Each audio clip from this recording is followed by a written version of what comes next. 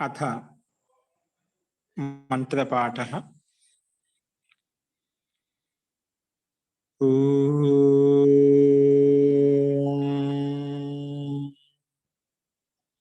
सहनां भवतु सहनौ भुनक्तु सह वीर्यं करवावहै तेजस्विनावधीतमस्तु मा विद्विषावहै। ओम शांति शांति शांति।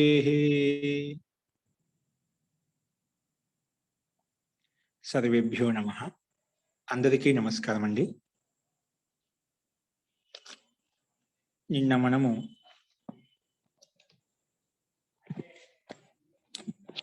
భీషయతే యొక్క శబ్ద రూపం ఎలా నడుస్తుంది, రూపసిద్ధి ఎలా చేయాలి అని చెప్పుకున్నాము. చాలా మంది చాలా చక్కగా రాశారు. గ్రూప్లో పెట్టాను. అది ఇప్పుడు మళ్ళీ చెప్పుకోవాలంటారా, అవసరం లేదా? ఆద్యంతో టకితో మనకు కొత్తగా పరిభాష ప్రకరణం మొదలు పెట్టుకున్నాము. ఆద్యంతో టకితోలో షష్ఠి నిర్దిష్టమైనటువంటి శబ్దం ఏదైతే ఉందో ఆ శబ్దానికి టిత్ ఆగమం అనేది ఆదిలో అవుతుంది, కిత్ ఆగమం అంతిమంగా వస్తుంది చెప్పాము. టిత్ కి సంబంధించిన ఉదాహరణలు పఠిత భవితకి ముందు చెప్పుకున్నాం, దానికి సమానంగా చూసుకోమని చెప్పాను. తర్వాత కిత్కి సంబంధించి త్రాపుషం జాతుషం అని చూసాము. ఇంకోటి అదే కిత్కి సంబంధించి జటిలో భీషయతే, భీషయతే అనే లకారం మనం తయారు చేయాలి. ముండో భీషయతే, ఇక్కడ భీషయతే ముఖ్య లక్ష్యము. జటిలో ముండు అనేది కేవలం అవి శబ్ద వాక్యంలో ఉన్నటువంటి శబ్దము. కాబట్టి ఇది మళ్ళీ ఒకసారైనా చెప్పుకోవాలంటదా, అవసరం లేదా? ఎందుకని సందేహాలు ఉన్నాయి ఇంకా దీంట్లో? చెప్పండి, ఎవరన్నా చెప్పుకుందాం అంటారా మళ్ళీ? లేదండి ఆచార్యజీ, లేదు, అర్థమైందండి బాగానే. భీషయతే చెప్పాల్సిన అవసరం లేదా? లేదండి నాకు. ఇంకెవరన్నా? అర్థమైందండి. అందరికి ఓకేనా? నోట్స్ సాధించమంటదా? అలాగే ఎవరైనా వైకల్పికంగా ఉన్నారా, రాసుకుందామండి అనేవాళ్ళు? చాలా సంతోషం, అందరికి బాగా అర్థమైంది. అలా సంకోచం ఏమనుకుంటారని చెప్పి మనకు చెప్తేదా మనకి 73 సూత్రాల వరకు నోట్స్ రాసుకుంటుంది. తర్వాత మనకు నోట్స్ ఉండదు. నిన్న ఎలాగైతే చెప్పి అలా కంటిన్యూ నడుస్తూ ఉంటుంది. కాబట్టి మీకు అర్థం చేసుకుంటూ రాసుకోవాలి, అది గుర్తుపెట్టుకోండి. అర్థమైతే చాలా సంతోషం అండి.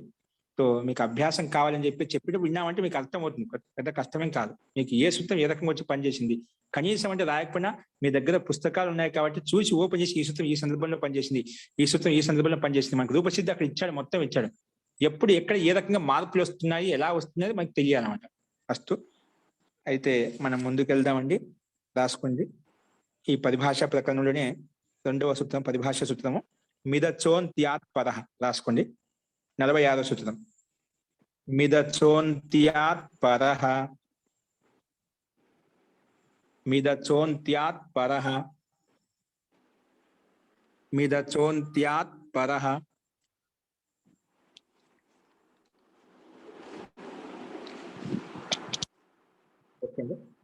రాసుకోండి. మిదచోన్త్యాత్ పరః. ఇక్కడ మిద సూత్రం చూసి రాసుకోండి, తప్పు లేకుండా. స్క్రీన్ మీద కనిపిస్తుంది చూడండి, రాసుకోండి. పదచ్ఛేదము విభక్తి. మిత్ ప్రథమ విభక్తి ఏకవచనం. మిత్ అంటే ప్రథమ విభక్తి ఏకవచనం. అచహ షష్ఠి విభక్తి ఏకవచనం, షష్ఠి విభక్తి ఏకవచనం.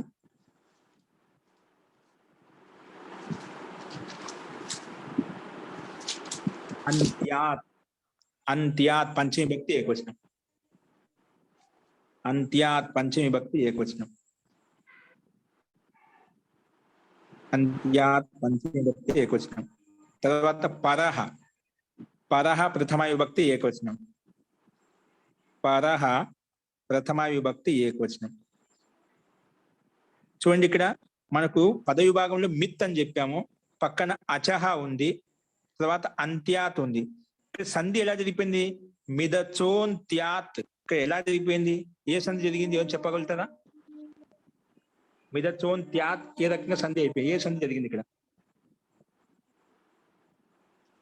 అస్తు చూసుకోండి. ఇక్కడ మిత్తులో ఉండే తకారానికి జలాం జశవంతే ప్రకారంగా తవర్గానికి అదే వర్గం యొక్క మూడో అక్షరం వచ్చింది, దా అయిపోయింది. తర్వాత అచహ ఉంది. అచహ అనేది తర్వాత అంత్యాత్ ఉంది. రెండు హ్రస్వ ఆకారాలకి మధ్యలో విసర్గం ఉంది కాబట్టి ఆ విసర్గానికే ముందు స్థితి సకారం తెచ్చుకుంటాము, ఆ సకారానికి రూ చేసుకుంటాము. ఆ రూకి వచ్చిన తర్వాత అతో రో రప్లుత దప్లుతే సూత్ర నియమం ప్రకారంగా ఆ రూ స్థానంలో ఊ అవుతుంది. ఊ అయిన తర్వాత ఆద్గుణ ప్రకారంగా ఓ అవుతుంది. తర్వాత ఏంగ పదాంతాదతి నియమం ప్రకారంగా పూర్వరూప సంధి అయిపోయి మిదచోంత్యాత్ అయిపోతుంది. మిద దకార హలంతము, దకార హలంత స్థానంలో అచో అచహలో ఉండే ఆకారం దాన కలిసింది, అందుకే కలిపితే మొత్తం మిదచోంత్యాత్ పరహ, మిదచోంత్యాత్ పరహ. ఈ రకంగా అతో రో దప్లుతే సంధి నియమం ప్రకారంగా జలాం జశంతే ప్రకారంగా దకారము తర్వాత ఓకారము అవగ్రచీనము ఈ రకంగా సంధి అయింది. అస్తు విడగొట్టుకున్నప్పుడు మనకు ఈ రకంగా చూసుకోవాలి, కలిపేటప్పుడు ఈ రకంగా సంధి అయింది అని కూడా మనకు తెలియాలి. అస్తు ఇప్పుడు సమాసం రాసుకోండి. సమాసః మకార ఇత్ యస్య. ఇప్పుడు మా ఇత్ యస్య అంటే మకారం ఇత్ అయిపోయింది ఎక్కడైతే దాన్ని మిత్ అంటామండి. ఇత్తిరా కకారం కిత్ చేస్తే కిత్ అంటాం, పకారం కిత్ చేస్తే పిత్ అంటాం, అదేవిధంగా నకారం కిత్ చేస్తే నిత్ అంటాం. అలాగే ఏ దానికి ఇత్ చేసాం దాన్ని ఆ పేరుతో పిలుస్తాం. ఇక్కడ మకారం ఇత్ యస్య మిత్ అంటాం. దాన్ని సూత్రంలో మిత్ శబ్దం వచ్చింది. మిత్ అంటే ఏమిటి అంటే మా ఇత్ యస్య మిత్ రాసుకోండి. మకారానికి మా హలంతం అండి. మకారానికి ఇత్ చేసావు ఎక్కడైతే అంటే ఏ ప్రత్యయంలో కావచ్చు ఏ ధాతులో కావచ్చు ఎక్కడైనా కానీ మా ఇత్ యస్య స మిత్. మకారం ఇత్ అయిపోయింది ఎక్కడైతే దాన్ని మిత్ అంటాము. మా ఇత్ యస్య స మిత్.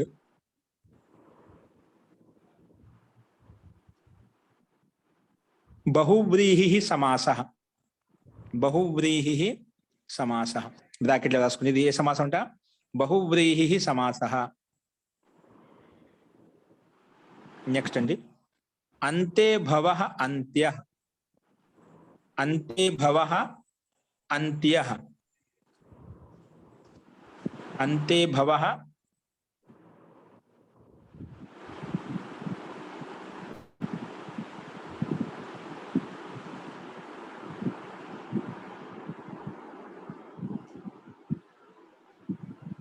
వాయిస్ రావట్లేదు సార్.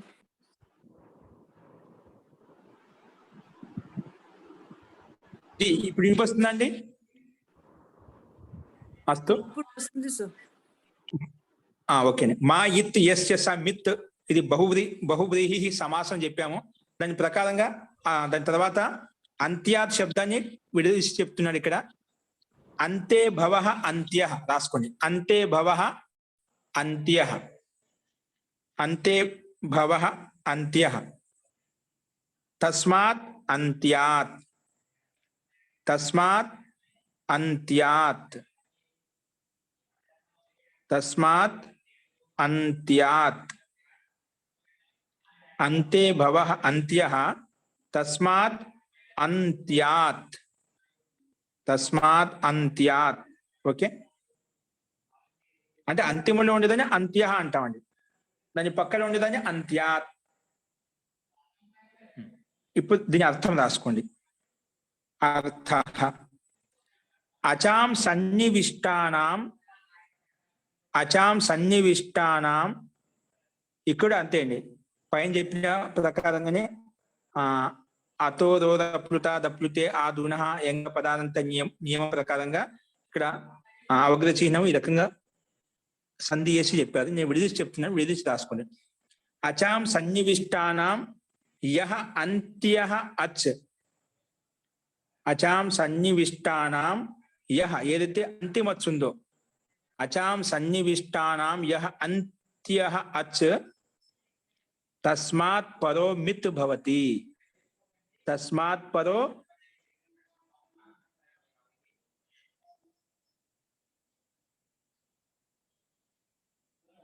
తస్మాత్ పరో మిత్ భవతి.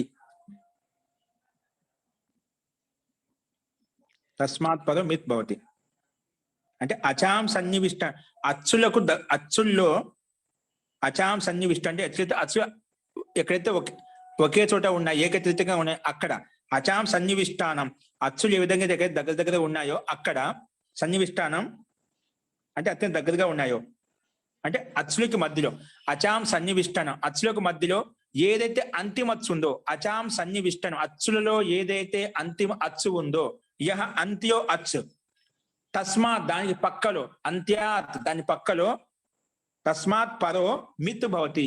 మిత్ అంటే ఎక్కడైతే నువ్వు మిత్ చేసావు ఏ దానికైతే మిత్ చేసావో అది పెట్టుకో అని చెప్పారు. నువ్వు ఏ దానికైతే మిత్ చేసావో ఆ చేసింది ఏదైతే ఉందో చేయగా మిగిలింది ఏదైతే ఉందో అది దాన్ని పక్కలో పెట్టుకో.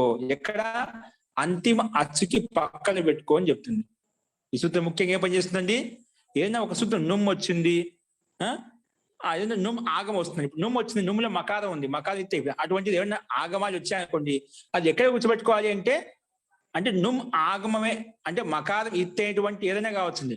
మకారం నువ్వు ఆగమం తెచ్చుకో ప్రత్యయం ఏదైనా తెచ్చుకో. మకారం మిత్ అయినటువంటి ప్రత్యయం ఏదైతే ఉందో ప్రత్యయం కావచ్చు ఆగమం కావచ్చు ఆదేశం కావచ్చు ఏదైనా తెచ్చుకో. అది ఎక్కడ కూర్చుంటుంది అంటే మకారం ఇచ్చేటువంటి ఆగమం కానీ ఆ ప్రత్యయం ఎక్కడ కూర్చుంటుంది అంటే అచాం సన్నివిష్టన్ అచ్చులలో అంతిమ అచ్చు ఏదైతే ఉందో ఆ అంతిమ అచ్చుకి పక్కనే కూర్చోబెట్టుకోవాలి. ఏది? మిత్. మిత్ అంటే నువ్వు ఏ ప్రత్యయంలో అయితే మకానికి తీసి అది దాని పక్కనే కూర్చోబెట్టుకోవాలి. ఇది దీని యొక్క తాత్పర్యం. ఇది ఏమంటుంది? నుమ్ అనేది ఎక్కడ వచ్చినా మకారం ఇచ్చేటువంటి ప్రత్యయం కానీ ఆగమం కానీ ఆదేశంగా ఏదైతే ఉంది అది ఎక్కడ వస్తుందంటే అచ్చులలో ఏదైతే అంతిమ అచ్చు ఉందో అచ్చులకు మధ్యలో ఒకటి రెండు ఎన్నో కనీసం రెండు ఉండాలి. రెండు కన్నా ఎక్కువగా ఉండొచ్చు ఎన్నైనా ఉండొచ్చు. అచ్చులకు మధ్యలో అంతిమ అచ్చు ఏదైతే ఉందో ఆ అంతిమ అచ్చుకి పక్కలో ఈ మకారం మిత్ వాళ్ళ రూపం ప్రత్యయం ఏదైతే ఉందో ఆగమం ఏదైతే ఉందో అది వస్తుంది. ఇది దీని యొక్క ముఖ్య తాత్పర్యం. ఓకేనా? అవి ఎక్కడ ఉదాహరణలు ఏ రకంగా ఇవ్వబడ్డాయి చూద్దాం, రాసుకోండి ఎగ్జాంపుల్స్. భిన్నత్తి భిన్నత్తి భిన్నత్తి తర్వాత చినత్తి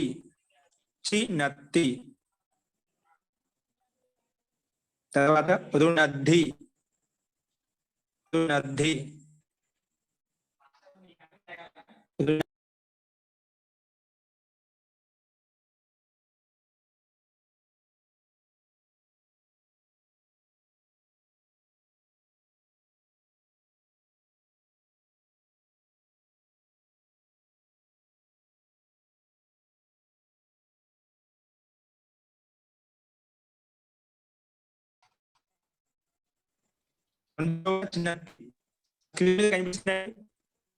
తర్వాత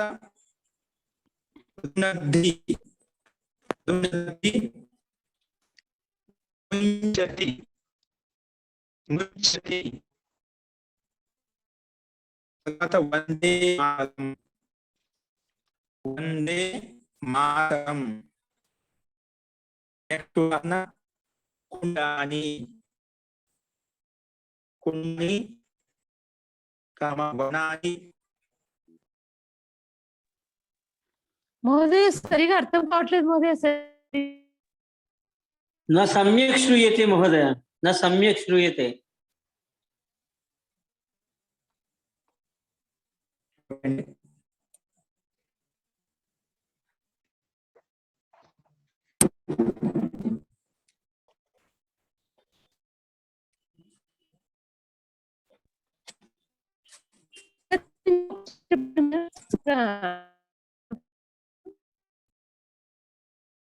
ఇప్పుడు వినిపిస్తుందండి?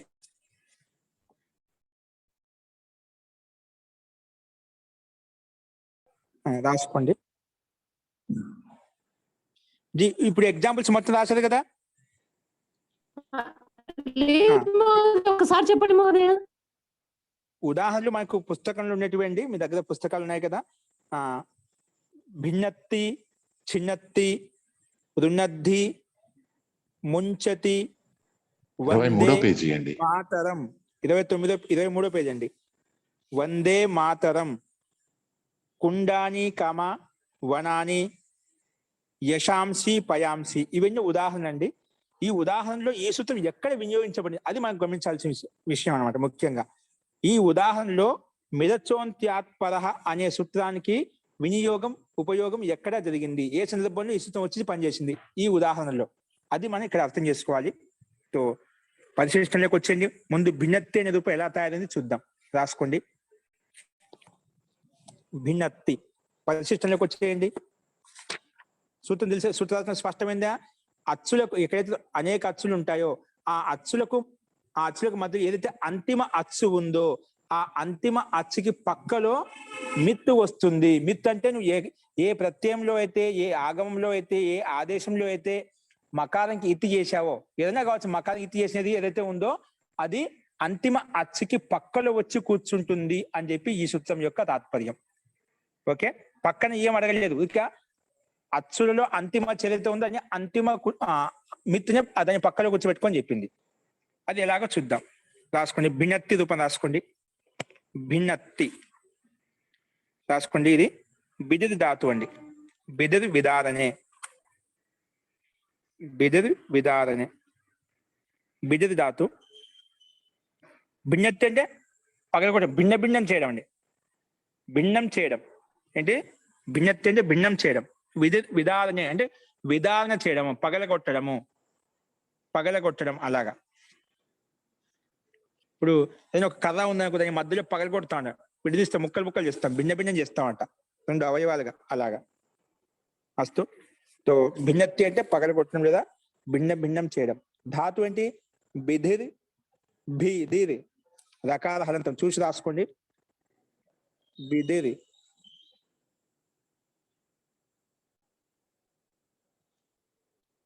విదారనే బ్రాకెట్. విదారనే విడగొట్టడం, పగలగొట్టడం, భిన్నం చేయడం, ఇవన్నీ అర్థాలు వస్తాయి విదారనే అంటే.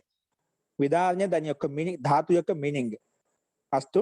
దీనికి ఎదుగుదాన్ని భూవాదయో ధాతవః, భూవాదయో ధాతవః, భూవాదయో ధాతవః. అనేన సూత్రేణ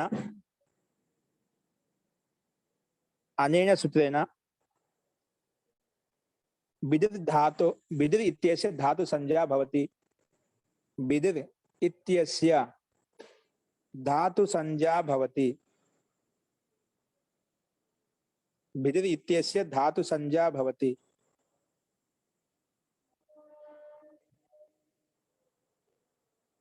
बिदिर इत्यस्य धातु संज्ञा भवति. సరే, ధాతు సంజ్ఞ పేరు పెట్టిన తర్వాత ధాతుకు అధికారంలోకి వెళ్ళిపోయి ముందు అనుబంధం లోపం చేద్దాం ఒకసారి. అనుబంధ లోపం ఎలా అవుతుంది రాసుకోండి. హలంత్యం అనేన సూత్రేణ ధాతో అంతిమ రకారస్య ఇతి సంజ్ఞ. హలంత్యం సూత్రం అండి. హలంత్యం బ్రాకెట్ పెట్టుకుని అనేన సూత్రేణ ధాతో అంతిమ రకారస్య ఇతి సంజ్ఞ భవతి. ఇతి సంజ్ఞ భవతి. పునః ఇంకో సూత్రం వస్తుంది. ఉపదేశే అజనునాసిక ఇత్. ఉపదేశే అజనునాసిక ఇత్. అనేన సూత్రేణ धातोः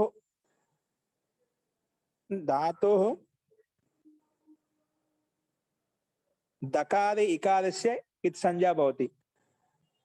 धातुलो दकारे इकार, दकाరంలో ఉండే ఇకారంకి दकारे इकारस्य इति संज्ञा भवति. उपदेशे अजनुनासिक इत् अनेन सूत्रेण दकारे इकारस्य इति संज्ञा भवति.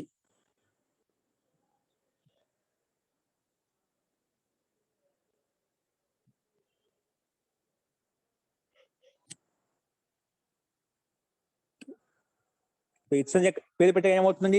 తస్య లోపః అదర్శనం లోపః రాయండి. ఒక సూత్రం తస్య లోపః అదర్శనం లోపః. సో దానికి లోపం చేస్తే ఏం మిగులుతుందండి?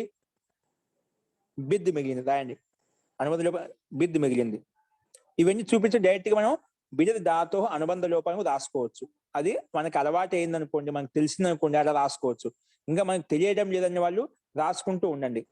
నాకు అలవాటు దీంట్లో ఏ అనుబంధ లోపం ఎలా అవుతుందని మనకు తెలియాలండి. దీంట్లో రకారానికి హలంత్యం చేత ఇకారానికి ఉపదేశ అజన్యాసిక చోది ఇట్స్ అని చెప్పి పెట్టుకుంటాం. అది తెలిస్తే మాటి మాటికి రాయాల్సిన అవసరం లేదు. తెలియనప్పుడు కొంచెం అలవాటు కోసం రాసుకుంటూ ఉండండి. తెలిస్తే మనం డైరెక్ట్ అనుబంధ లోపం చేసి అనుబంధ లోపం అని చెప్పి రాసేసుకోవచ్చు. అస్తు.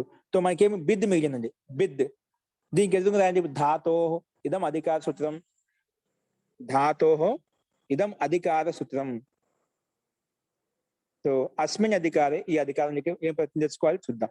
అస్మిన్ అధికారే రుదాదిభ్య స్నం సూత్రం రాసుకోండి. ఈ అధికారంలో ఉందంట రుదాదిభ్య స్నం. చూసి రాసుకోండి. చూడు స్క్రీన్ మీద కనిపిస్తుంది. రుదాదిభ్య స్నం. రుదాదిభ్య స్నం. అస్మిన్ అధికారే రుదాదిభ్య స్నం.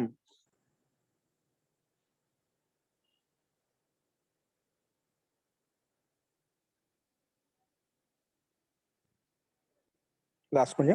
అనేన సూత్రేణ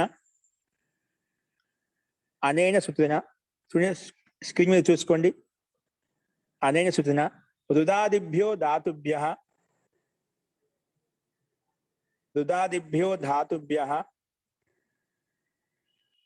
ఒక్క నిమిషం క్షమ్యతాం, రాసుకోవద్దు.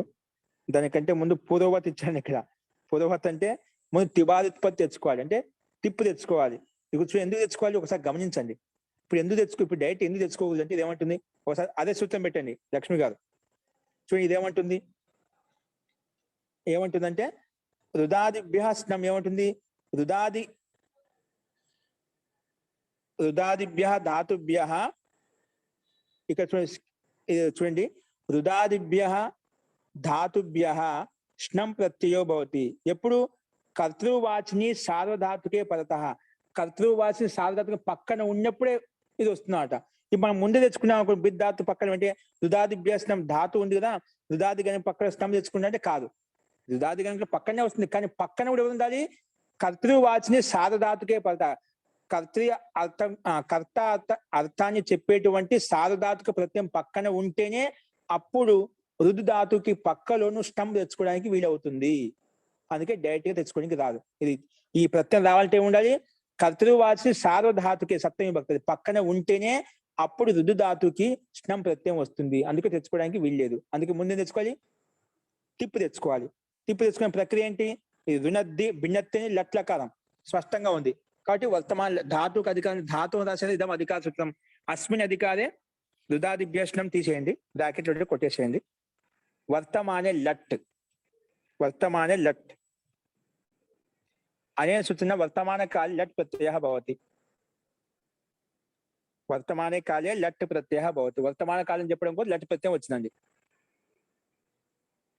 సరే, లట్ ప్రత్యయం వచ్చిన తర్వాత తీసుకురండి. వర్తమాన లట్ ప్రత్యయ భవతి అని చెప్పాను దాంతో వెంటనే వచ్చేసింది బిద్ లట్. లట్ ప్రత్యయ భవతి అపని చేయాలి. ఇంకా ప్రత్యయ పరస్య ప్రకారంగా అది పక్కనే వస్తుంది, ఆ బిద్ ధాతుకి పక్కనే వస్తుంది. అందుకే దాన్ని బిద్ లట్. మళ్ళా లట్ ఇత్యస్య అనుబంధ దానికి ఎందుకు రాయండి. బిద్ లట్ పెట్టిన తర్వాత దానికి ఎందుకు రాయండి లట్ ఇత్యస్య అనుబంధ లోపః. లట్ ఇత్యస్య అనుబంధ లోపః.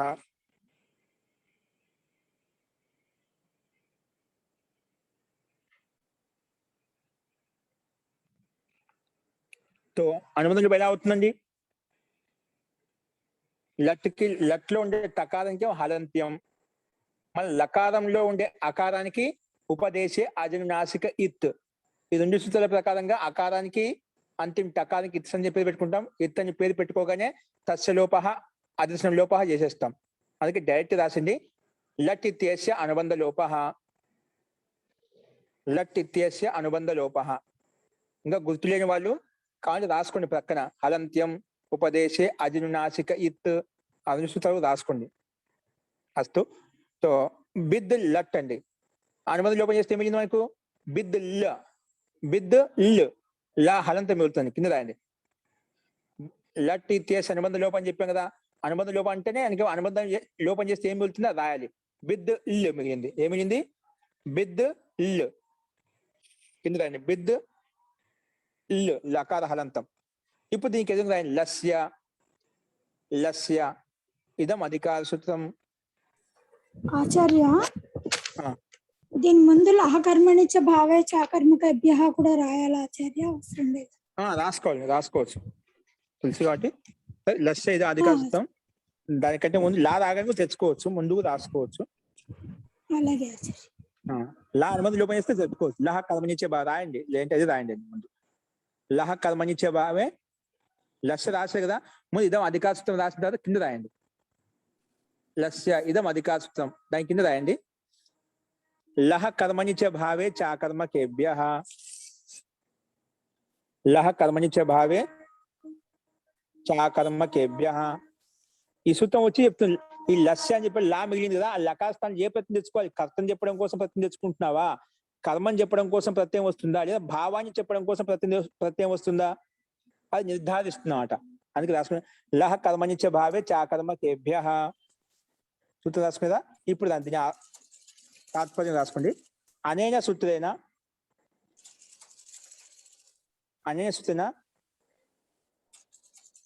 కర్తరి అర్థే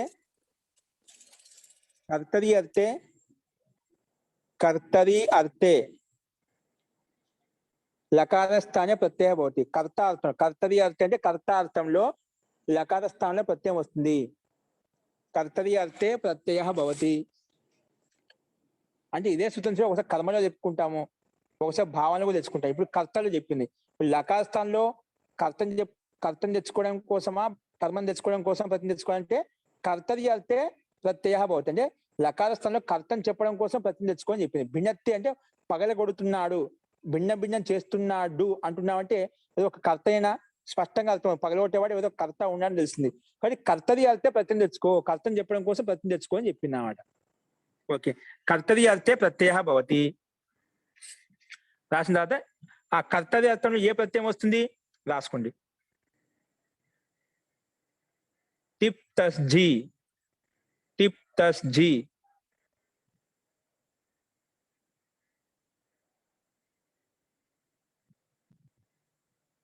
టిప్ తస్ జీ డాష్ డాష్ డాష్ డాష్ పెట్టి మహింగ్ పెట్టండి. డాష్ డాష్ డాష్ పెట్టి మహింగ్ అంటే తిబాద్ ఉత్పత్తి అండి. తిప్ తస్ జీ సిప్ తస్ థా మిప్ వస్ మస్ తా ఆథాం ఝ థాస్ ఆథాం ధ్వం ఇట్ వహి మహింగ్. ఇదంతా ఒక సూత్రం అండి. అయితే తిప్ తస్ జీ అని చెప్పి డాష్ డాష్ డాష్ డాష్ పెట్టి మహింగ్ రాయండి. అంటే మొత్తం సూత్రం రాయకుండా షార్ట్ కట్ లో బ్రాకెట్లు పెట్టుకొని రాసుకుని అనేన సూత్రేణ పూర్వవత్ టిప్ ఆది ఉత్పత్తి కృత్వా పూర్వవత్ టిప్ ఆది ఉత్పత్తి కృత్వా ప్రథమ పురుష ఏకవచనే. లట్లకారం కదా, భిన్నత్తి లట్లకారం ప్రథమ పురుష ఏకవచనం కాబట్టి ప్రథమ పురుష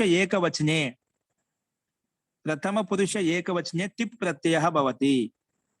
పూర్వవత్ మొత్తం చేసుకున్నాం. ఎట్లా వస్తుంది? లహ కర్మనిచ్చే భావే చాకర్మ, సారీ, లహ పరస్మై పదం, తంగానా ఆత్మన్య పదం, సుపహ విభక్తిశ్చ,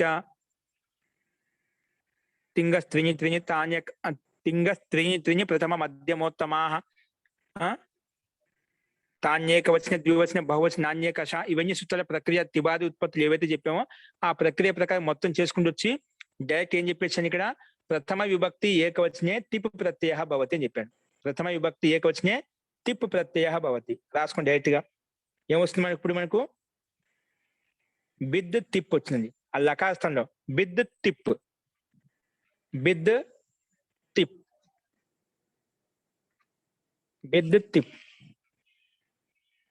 ఇప్పుడు ఇది తిప్పు చెప్పాను కదా, లహ కర్మనిచ్చే భావే చాకర్మకేభ్య అనే సూచన.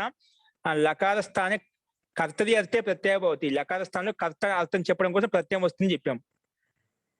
లకార స్థానే కర్తరి అర్థే, కర్తార్థంలో ప్రత్యయం వస్తుంది అని చెప్పుకున్నాం. కాబట్టి ఇక్కడ తి ప్రత్యయం వస్తుంది కర్తార్థం చెప్పడం కోసం. ఇప్పుడు ఇది రాయండి, ఇప్పుడు ఈ సూత్రం రాయండి. రుదాదిభ్య ష్ణం, మళ్ళీ రుదాదిభ్య ష్ణం. ఇప్పుడు రాయండి. అనేన సూత్రేణ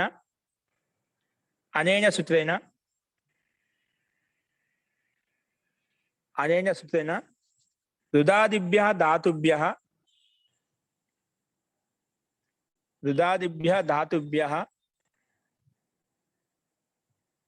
రుదాదిభ్యః ధాతుభ్యః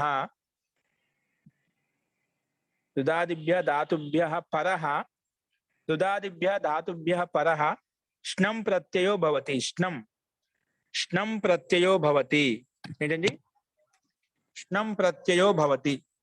రుదాదిభ్యః ధాతుభ్యః పరః స్నం ప్రత్యయో భవతి. స్నం ప్రత్యయో భవతి.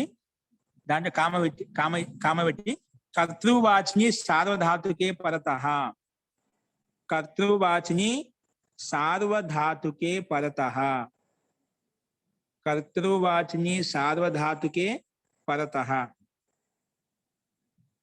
సో ఇక్కడ తిప్ అనేది కర్తార్థంలో వచ్చింది. దానికి తింగ్ సిత్ సార్వధాతుకం ప్రకారంగా దానికి సార్వధాతుక సంధ్య కూడా పేరు వస్తుంది. కాబట్టి కర్తృవాచిని సార్వధాతుకం పక్కన ఉంది కాబట్టి మనకు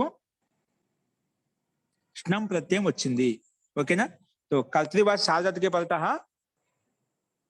రుదాదిభ్యః ధాతుభ్యః పరః స్నం ప్రత్యయో భవతి. కర్తృవాచిని సార్వధాతుకే పరతః. ఇది దీని యొక్క అర్థం అండి. ఓకే? సో రాసుకునేది కర్తృవాచిని తిప్పు పక్కనే ఉంది కాబట్టి స్నం వస్తుంది చెప్పాం. సాధారణ పక్కన ఉంటే అంటున్నాడు దానికి ముందుకు వస్తున్నాడు. ఇప్పుడు సప్తమి భక్తి అంటే దానికి ముందుకు పని చేసుకోవాలి. అంటే ముందే ఉన్నది బిద్ ధాతు ఉంది. అంటే బిద్ ధాతుకు స్నం వచ్చిందన్నమాట. కానీ బిద్ ధాతుకు స్నం ఎక్కడ వస్తుంది? స్నం ప్రత్యయ కుత్ర భవతి. మధ్యలో కూర్చోబెట్టుకోవాలా, ఆదిలో కూర్చోబెట్టుకోవాలి, ఎక్కడ కూర్చోబెట్టుకోవాలి? ఇక స్నం ప్రత్యయం వస్తుందని చెప్పావు. కర్తృవాచిని బిదాది గణంలో ఉండే ధాతుల చేత దాని పక్కలో స్నం ప్రత్యయం వస్తుంది అని చెప్పావు. కానీ సార్వధాతుక ప్రత్యయం పక్కన ఉండాలి. అవన్నీ ఉన్నాయి. తో పక్కన కూర్చోబెట్టుకోవాలన్నప్పుడు ఎవరు చెప్పారు పక్కన కూర్చోబెట్టుకొని చెప్పి? అంటే దానికి సమాధానం కోసం మీద చోన్ త్యాత్పర రాసుకో. స్నం ప్రత్యయ కుత్ర భవతి. స్నం ప్రత్యయ కుత్ర భవతి. ఇది వచ్చి చెప్పింది స్నం ప్రత్యయం వస్తుంది చెప్పి. కానీ కుత్ర భవతి, స్నం ప్రత్యయ కుత్ర భవతి. అప్పుడు దానికి నిర్ణయం కోసం పరిభాష సూత్రం వస్తుంది మనకు. దీనికి పరిభాష సూత్రం అంటే పరిభాషించడం కోసం, అంటే నిర్ణయం చేయడం కోసం ఒక జడ్జి లాగా వచ్చి నిర్ణయం చేస్తున్నాడు. ఏం లేదు, నువ్వు ఆగమం మిత్ ఆగమం కదా, అది అంతిమచ్చుకి పక్కనే కూర్చోబెట్టుకొని చెప్తున్నమాట. రాసుకోండి. మిద చోన్ త్యాత్ పరహ, మిద చోన్ త్యాత్ పరహ, మిద చోన్ త్యాత్ పరహ అనేన సూత్రేణ. మిత్ ఇక్కడ వచ్చి స్వామి మిత్ లేదా? స్నం ఇక్కడ స్నం ప్రత్యయం కదా స్వామి. శ్రమ ఆ స్నం ప్రత్యయం కదా. రుదాదిభ్య అవును. స్నం స్నంలో మకారం అవును. లభిస్తున్నారు. అవును అవును ఆం మహోదయ. అస్తు ఎలా చదువు? మిదచోన్ త్యాత్ పరః సూత్రం రాసుకోండి. మిదచోన్ త్యాత్ పరః అనేన సూత్రేణ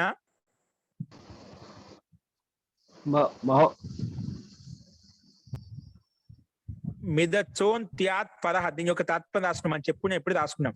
అనేన సూత్రేణ అచాం సన్నివిష్టానాం యో అంతిమ అచ్, అచాం సన్నివిష్టానాం యో అంతిమ అచ్ తస్మాత్ పరో మిత్ భవతి. తస్మాత్ పరో మిత్ భవతి. అచాం సన్నివిష్టానాం యో అంతిమచ్. ఇక్కడ అంతిమచ్ ఏంటండి? అంటే ఇక్కడ మన స్థితి ఏంటండి? బిద్ తిప్పు. ఇదే కదా మనకునేది. బిద్ తిప్పులో స్తంభం వచ్చింది, కానీ స్తంభం ఎక్కడ కూర్చోబెట్టుకోవాలి? సందేహం వచ్చింది. ఆ సందేహ నివృత్తి కోసం మనకి పరిభాష సూత్రం వచ్చి చెప్తుంది. ఏం చెప్తుంది? అచ్చాం సన్నివిష్ట, అచ్చులకు మధ్యలో ఏదైతే అంతిమ అచ్చు ఉందో దాని పక్కలో మిత్ వస్తుంది అని చెప్పాడు. అంటే మిత్ చేసుకుంటామట, నువ్వు నమ్ములో మనకు కనిపిస్తున్నావట, అంటే మకాన్ని చేసుకోబోతున్నావట. కాబట్టి ఇది మిత్ ఆగమం కాబట్టి,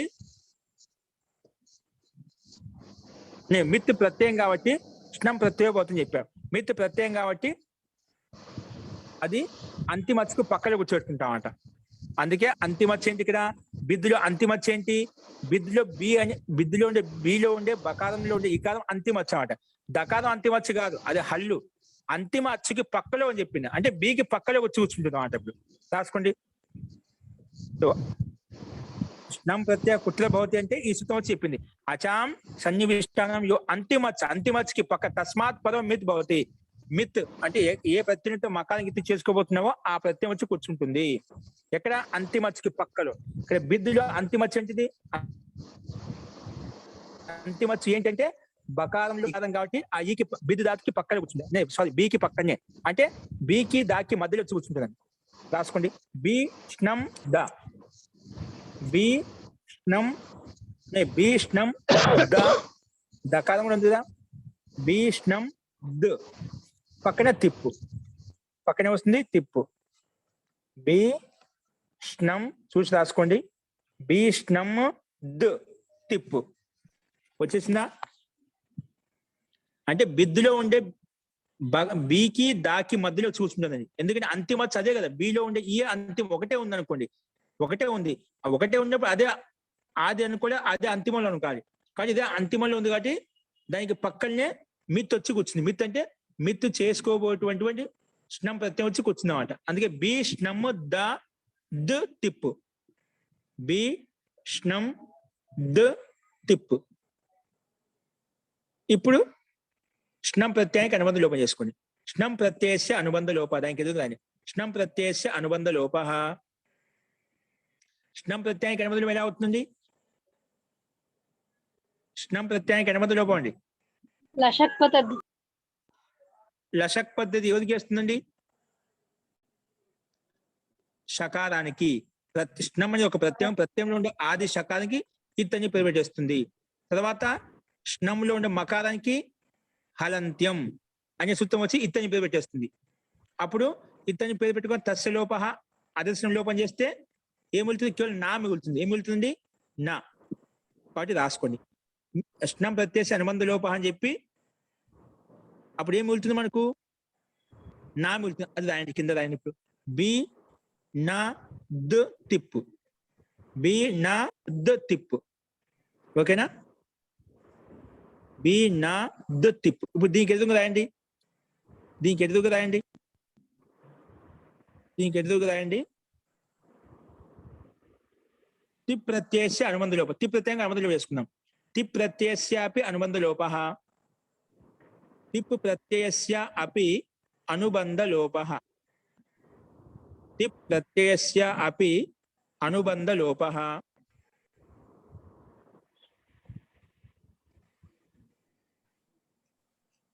తిప్ ప్రత్యయం ఏంటి ఇక్కడ? తిప్ ప్రత్యయానికి అనుబంధ లోపం ఎలా అవుతుంది? పకారానికి హలంత్యం. ఓకేనా? హలంత్యం చేత ఇత్తని పెట్టుకుని తస్య లోప అదర్శన లోప అయిపోతుంది. కానీ డైరెక్ట్ రాని తిప్ ప్రత్యయ అనుబంధ లోప. అనుబంధ లోపం చేస్తే ఏం మిగులుతుంది? కేవలం తి మిగులుతుంది. రాయని, కింద రాయని మళ్ళీ. బి నా ద తిప్పు, బి నా ద తిప్పు, నే తిప్పుగా తి, బి నా ద తి, బి నా ద తి. ఓకే? అంటే అనుబంధ లోపం చేయగానే ఆ స్థితి చూపించుకోవాలి. ఇంకా ఏ పని చేస్తే ఆ పని చూపించాలి కింద. బి నా ద తి. ఇప్పుడు దీనికి ఎదుగు రాయాల్సింది ఖరిచ, ఖరిచ. ఇదేమంటుంది రాసుకుని ఖరిచ. అనేన సూత్రేనా, అనేన సూత్రేనా,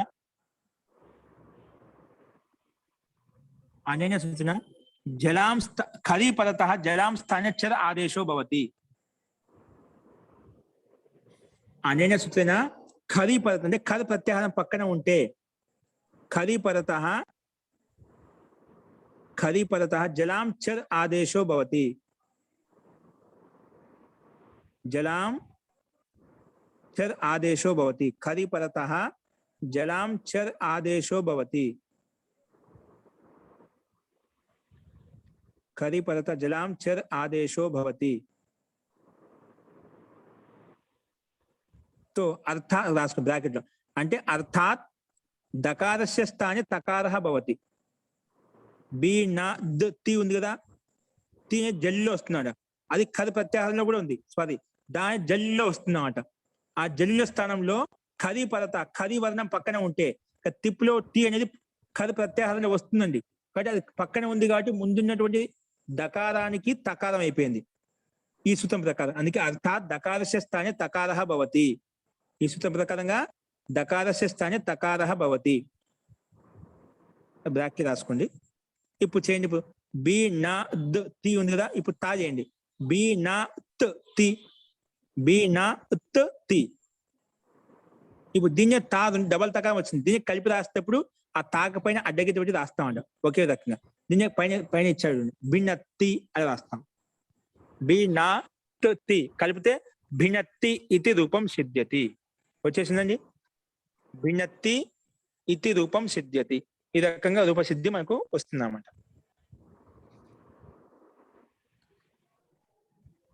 ఓకే అండి, దీంట్లో యొక్క సందేహం ఉందా ఇప్పుడు?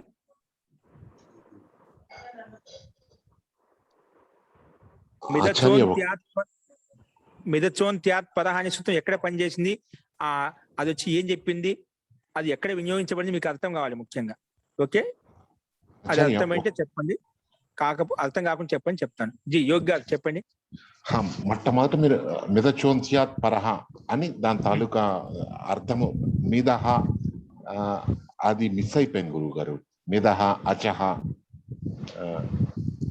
సంధి విభాజనం చేశారు కదా, సంధి విభాజనం. మిదచోంత్యాత్ పరహలో మిదహ అనేది ఎట్లా వచ్చిందంటే మిత్ విడేసుకున్న మిత్ అంటున్నాం, కానీ సూత్రంలో మిద అంటుంది. దా ఎట్లా వచ్చిందంటే జలాం జశోంతే ప్రకారంగా మిత్తులో ఉండే తకారం దకారం అయిపోయింది. తర్వాత అచహ పదం, అచహ అంత్యాత్ ఒకటి అచహ అంత్యాత్. అచహలో చకారానికి పక్కన విసర్గం ఉంది, పక్కన అంత్యాత్లో ఆ ఉంది. అంటే రెండు అచహలో చకారం ఉండే ఆకారము, అంత్యాత్లో ఉండే ఆకారం, రెండు ఆకారాలకు మధ్య, రెండు హరస్వ ఆకారాలకు మధ్య విసర్గం ఉంది. ఆ విసర్గానికి మనం రువు పెట్టుకుంటాము. ఆ రువు పెట్టుకున్న తర్వాత అతో రో దప్లుత దప్లుతే నియమం ప్రకారంగా ఊ వస్తుంది. మళ్ళీ ఆద్గుణతో ఓ అవుతుంది. మళ్ళీ ఏంగ పదాంతాదతి ప్రకారంగా అవగ్రచీనంగా మారిపోతుంది. అందుకే మీద చోంత్యాత్ అయిపోయింది. ఓకేనా, అది సంధి అండి. ఏంగ పదాంతాత్ అండి. ఆ ఏంగ పదాంతాత్ అతి. ఏంగ్ అంటే ఇప్పుడు ఆద్గుణతో గుణం చేసిన తర్వాత ఏంగ అయిపోతున్నాం అంట, ఏం ప్రత్యాహారంలోకి వచ్చేసింది. అప్పుడు ఏం ప్రత్యాహారానికి పక్కన ఆ ఉంటే ఆ అనేది ముందున్నటువంటి ఏ కాలాన్ని కలిసిపోతుంది. కలిసిపోయిందని తెలుసుకోవడం కోసం అవగ్రహ చిహ్నాన్ని ఉపయోగిస్తాము. సూత్రం ఏంగ పదాంతాత్ అతి. ఏంగ పదాంతాత్ అతి. అస్తు ఆచార్య. ఇప్పుడు ఈ రకంగా రూపసిద్ధి చూసాం. ఓకే, అర్థమైంది కదండి. అలాగే సేమ్ ఇదే విధంగా ఉంటుంది. ఎలా ఉంటుందండి రాసుకోండి. రెండు ముంచతి రాసుకోండి. ముంచతి, భిన్నత్తి, చిన్నత్తి సేమ్ ఇదే విధంగా ఉంటుందండి. ఇసి ప్రకారం చిన్నత్తి అని కూడా అండి. చిన్నత్తిని కోస్తాడు, చిన్నత్తి చిది ధాతు అండి. ఇక్కడ బిదిరి ధాతు అని కదా, అక్కడ చిదిరి ధాతు అంటాం. ఏ ధాతు? చిదిరి ధాతు చేత చిన్నత్తి రూపం తయారవుతుంది. భిన్నత్తి ఏ విధంగా అయితే మనం తయారు చేశామో సేమ్ టు సేమ్ అదే విధంగా బిదిరి స్థానంలో చిదిరి పెట్టుకోండి. దానికి అనుమతి లోపల చేస్తే చిద్ది మిగులుతుంది. మిగిలిన ప్రక్రియ అంతా సేమ్ దీనికి సమానంగా ఉంటుంది. ఓన్లీ బిదిరి ఎక్కడైతే ఉందో అక్కడ చిదిరి పెట్టుకుని చాలు. మిగిలిన ప్రతి భిన్నత్తికి సమానంగా చిన్నత్తి కూడా అర్థం ఒకే విధంగా ఉంటుంది. రూపసిద్ధి ఒకే విధంగా ఉంటుంది, అర్థంలో తేడా వస్తుంది అంతే. ఓకే అండి, నెక్స్ట్ రాసుకుని రుణద్ధి. రెండు రూపం రుణద్ధి. కొంచెం భిన్నత ఉంది కాబట్టి ఇక్కడ రూపసిద్ధి మొత్తం చూస్తున్నాం. చిన్నత్తిలో రూపసిద్ధి ఏం విశిష్టంగా ఏం లేదు కాబట్టి పూర్వవత్తు పెట్టేశాం. ఇసి ప్రకారం చిన్నత్తికి సిద్ధి కూడా తెలుసుకోవాలి. సిద్ధి బీజాని అంటే అర్థం చేసుకోండి అని చెప్పేశాడు. కానీ రుణద్ధిలో కొంచెం విశిష్టంగా ఉంది కాబట్టి చూపిస్తాం అది ఒకసారి. రుణద్ధి ఇది మన లక్ష్యం. రుణద్ధి అంటే నిలబెడుతున్నాడు. రుణద్ధి అంటే ఏమిటి? నిలబడుతున్నాడు. రాసుకోండి ఎలా రూపసిద్ధి తయారు రుణద్ధి అనేది రాసుకోండి. రుదిరి ధాతు అండి, రుదిరి ధాతు సేమ్ ప్రతి ఇదే విధంగా ఉంటుంది, కొన్ని తేడా పెద్దగా ఏం లేదు. రుదిరి ధాతు అనన్య సూత్రేణ రుదిరి ధాతు భూవాదయో ధాతవ అనేన సూత్రేణ రుదిరి ఇత్యస్య ధాతు సంజ్ఞా భవతి. రుదిరి అనే దానికి ధాతు సంజ్ఞా పేరు పెట్టుకుంటాం. రుదిరి ఇత్యస్య ధాతు సంజ్ఞా భవతి. మళ్ళీ ధాతు సంజ్ఞా పేరు పెట్టుకొని ఎలా వస్తుంది మనకు? దాంట్లో అనుబంధ లోపం చేసుకుంటామంట. రాసుకోండి. రుదిరి ధాతు అనుబంధ లోప. దయచేసి రాయండి. రుదిరి ధాతు అనుబంధ లోప. బిదిరిలో ఏ విధంగా అనుబంధ లోపం చేస్తామో అదే విధంగా దీనికి కూడా అనుబంధ లోపం అవుతుందండి. బిదిరిలో ఎలా చేసాము? అలంత్యం ఉపదేశే అది నాసిక ఇత్తి. ఇక్కడ కూడా రుదిరిలో కూడా అలంత్యం ఉపదేశ అజనాశికతోటి అనుబంధ లోపం చేస్తాం. చేస్తే రుద్దు మిగులుతుందండి. ఏమిగులుతుంది? రుద్దు మిగులుతుంది. రాయండి. రాసింది పేరు పెట్టిన తర్వాత రుద్దు ధాతో అనుబంధ లోప. అనుబంధ లోపం చేస్తే ఏమైంది? రుద్దు మిగిలింది. రాసుకోండి. రుద్దు. రుధిర్ ధాతు రుధిర్ధా మహాప్రాణం అండి. దానికి రుద్దు మిగిలిందండి. ఏమైంది? రుద్దు. రుద్దు. ఇప్పుడు దీనికి ఎదురు రాయండి. దీనికి ఎదురు రాయండి. రుదాదిభ్య నే రుద్దు మిగింది. ఇప్పుడు రుద్దు మిగిలిగానే మనకు ప్రత్యయం తెచ్చుకోవాలి. ధాతుకు పక్కన తెచ్చుకోవాలి. ఏం తెచ్చుకుంటాం? ధాతుకు అధికారం యొక్క ధాతో రాసుకోండి. ధాతో ఇదం అధికార సూత్రం. ధాతో ఇదం అధికార సూత్రం. అస్మిన్ అధికారే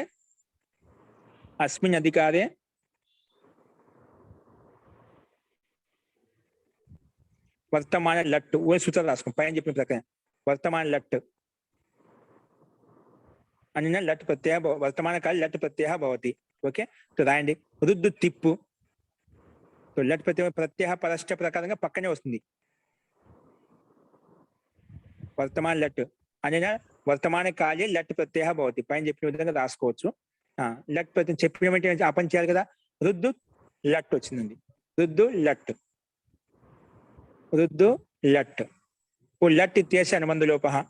పైన చెప్పుకున్నారా? లట్ అనుబంధ లోప ఏమవుతుంది? లా వెళ్తుంది. రుద్దు లా. రుద్దు లా.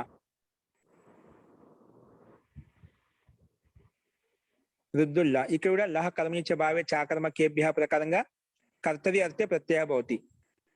అది సూత్రం రాసుకోండి. లహ కర్మనిచ్చే భావే చాకర్మ కేభ్య. లహ కర్మనిచ్చే భావే చాకర్మ గేభ్య.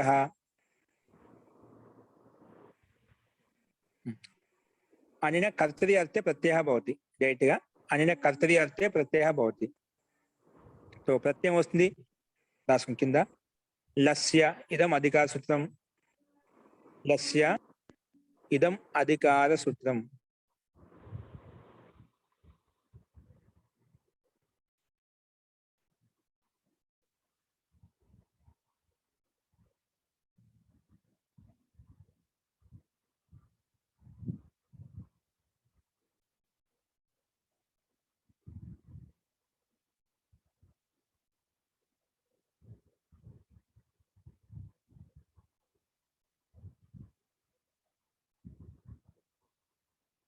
రావట్లేదు సార్. వాయిస్ రావట్లేదు. అవును, మరి రావట్లేదే.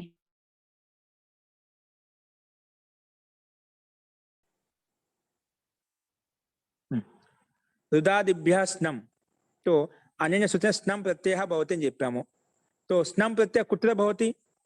స్నం ప్రత్యయ కుత్ర భవతి? సో స్నం ప్రత్యయ కుత్ర భవతి అన్నప్పుడు స్నం ప్రత్యయ ఎక్కడ వస్తుందంటే మహోదయ తిబాది ఉత్పత్తి చేయాలిగా మహోదయ. చేయలేదా మనము? అప్పటికే సౌండ్ పోయింది. లస్య దగ్గర ఉన్నాం. లస్య అధికార సూత్రం. ఓ లస్య అధికార సూత్రం. తో అస్మిన్ అధికారే తిబాది ఉత్పత్తి కృత్వా ప్రథమ పురుష ఏకవచన తి ప్రత్యయ భవతి.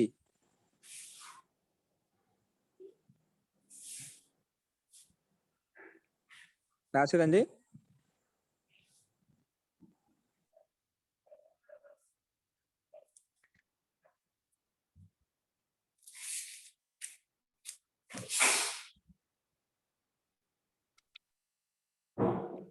తిబాది ఉత్పత్తి కృత్వా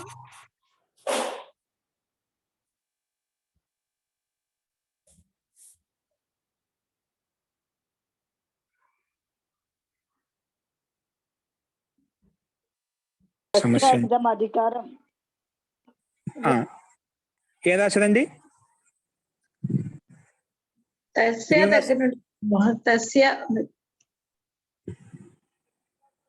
మొత్తం చెప్పండి. లస్య అధికార సూత్రం అస్మిన్ అధికారే తివాది ఉత్పత్తి కృత్వా అంతవరకు రాశాం గురుగారు. తిబాది ఉత్పత్తిగా ప్రథమ పురుష ఏకవచన తి ప్రత్యయ భవతి. ప్రథమ పురుష ఏకవచనే తి ప్రత్యయ భవతి. ప్రథమ పురుష ఏకవచనే తిప్ ప్రత్యయ భవతి. సో తి ప్రత్యయం ఎక్కడ వస్తుందండి? పక్కనే వస్తుంది. ఎక్కడ?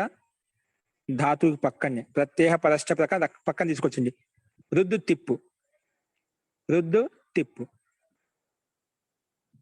సో రుద్దు తిప్పు రాగానే మళ్ళీ ఈ సూత్రం వస్తుంది. రుదాదిభ్య స్నం రాయండి. రుదాదిభ్య స్నం.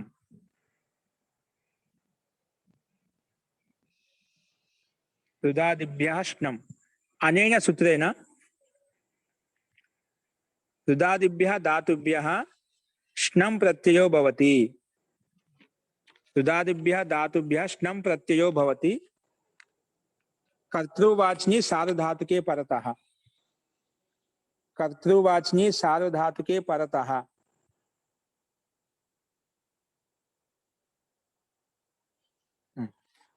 तो ఇది వచ్చి సాధపక స్నం ప్రత్యయం వస్తుంది. కానీ స్నం ప్రత్యయ కుత్ర భవతి రాయండి. స్నం ప్రత్యయ కుత్ర భవతి అని చెప్పి రాయండి. స్నం ప్రత్యయ కుత్ర భవతి. అప్పుడు ఇది రాయండి. మన ప్రకృతి చూస్తుంది రాయండి. మిదచోన్త్యాత్ పరః. మిదచోన్త్యాత్ పరః అనేన సూత్రేణ అచాం మధ్యే యో అంతిమ అచ్. ఇది మన సూత్రం చెప్తుంది. అచాం మధ్యే యో అంతిమ అచ్ తస్మాత్ పరో మిత్ భవతి. అచాం మధ్యే అచ్చులకు మధ్యలో యో అంతిమ అచ్ ఏదైతే అంతిమ అచ్ ఉందో యో అంతిమ అచ్. అచాం మధ్యే యో అంతిమ అచ్ తస్మాత్ పరో మిత్ భవతి. తస్మాత్ పరో మిత్ భవతి. तस्मात् परो मित भवति. ठीक है. तो అంతిమ చేంజ్ రుద్దు ధాతులో రూ అంతిమ వచ్చండి. అది ఒకటే ఉంది, ఒకటే అంతిమ అనమాట. అది అంతిమంగా తీసుకోవాలి. అంటే రూకి పక్కనే వస్తుంది. రుద్దు ధాతు కాబట్టి రుద్దులో ఉండే అంతిమ చేంజ్ రూకి అంతిమకి పక్కనే స్నం ప్రత్యయం వస్తుందని చెప్పాం. అంటే మకారం ఇచ్చేటువంటి ప్రత్యయం ఏదైతే ఉందో అది అంతిమకి పక్కన పెట్టుకోవాలి. అంటే రూకి పక్కనే వస్తుంది. అందుకు రాయండి కింద రూ స్నం. రూష్ణం అది అంతిమచ్ తస్మాత్ పద మిత్ భవతి చెప్పాము. అచాం మధ్య అంతిమచ్ అచ్చులకు మధ్య అయితే అచ్చులకు మధ్యలో ఏదైతే అంతిమచ్ ఉందో దానికి పక్కలో మిత్తు గుర్తుపెట్టుకోవాలి. కాబట్టి మధ్యలో వచ్చింది. రు స్నమ్ ధ ధ తి. టిప్ అండి. తిప్క టిప్ మొత్తం పెట్టుకుని రు స్నమ్ ధ టిప్. పైన చెప్పిన విధంగా స్నం ప్రత్యయానికి తి ప్రత్యయానికి అనుబంధ లోపం చేయండి. స్నం ప్రత్యయస్య అనుబంధ లోపః. స్నం ప్రత్యయస్య అనుబంధ లోపః. తర్వాత తి ప్రత్యయస్యాపి అనుబంధ లోపః. ఒకటేసారి రాయండి. తి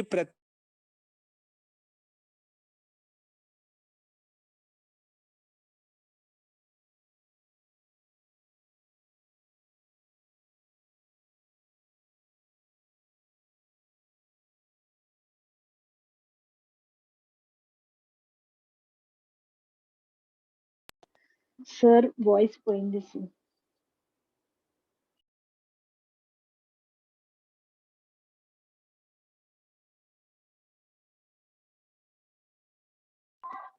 సార్ వినిపడతలేదు సార్. ఎవరికి వినిపించట్లేదమ్మా. ఓకే. అంటే సార్కి తెలియాలి కదా మనకి వినిపిస్తుందో లేదా అని. చెప్పకపోతే ఎలా తెలుస్తుంది? Okay okay.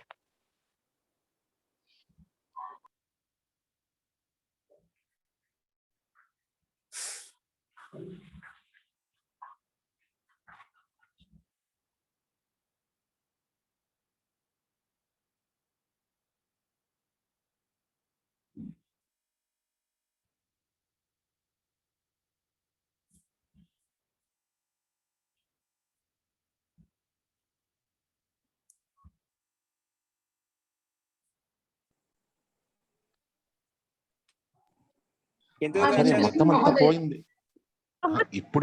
ఇప్పుడు వినిపిస్తోంది కానీ చాలా వరకు సైలెంట్ గానే అయిపోయింది.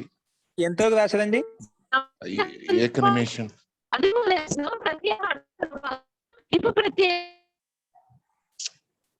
స్నం ప్రత్యయస్య అనుబంధ లోపః తి ప్రత్యయస్యాపి అనుబంధ లోపః.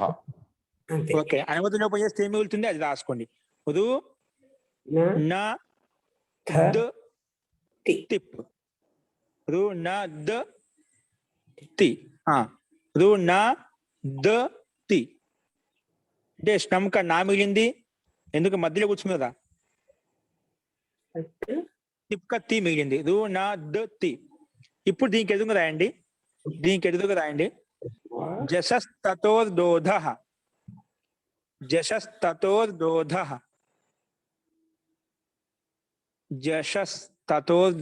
చూసి రాసుకోండి జశస్తతోర్దోధః అనేన సూత్రేణ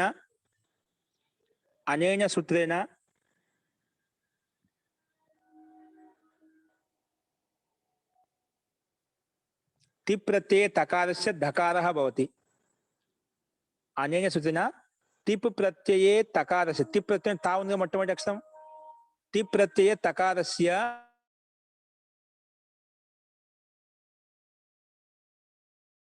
మహోదయ అటుక్పుపాంగము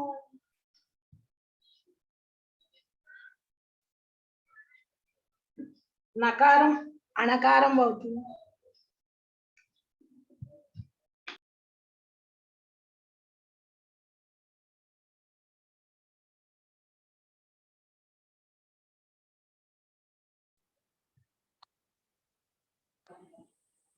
ति प्रत्यये జశస్తతోర్దోధః అని చెప్పి టి ప్రత్యయ తకారస్య ధకారః భవతి సో ధకారం చేయండి తిప్పులో ఉండే తకారానికి ధా చేయండి ధాలో ఈ తిప్పులో ఉండే ఇక ఎలా ఉందో అలాగే ఉంటుంది కాబట్టి ధి అయిపోతుంది రు నా ద ధి రు నా ద ధి రు నా ద ధి తిప్పులో ఉండే తకారానికి ధా చేస్తే ధి అయిపోయిందండి ఇక ఆది తకారానికి హలం తకారానికి మాత్రమే ధా చేసాము ఈ ఎలాగుందో అలాగే పెట్టేసాం ఇప్పుడు దీనికి ఎదుగు జలాం జస్ ఝసి జలాం జస్ ఝసి జలాం లాస్ట్ రాసుకోవచ్చుంది లాస్ట్ చేద్దాం జలాం జస్ ఝసి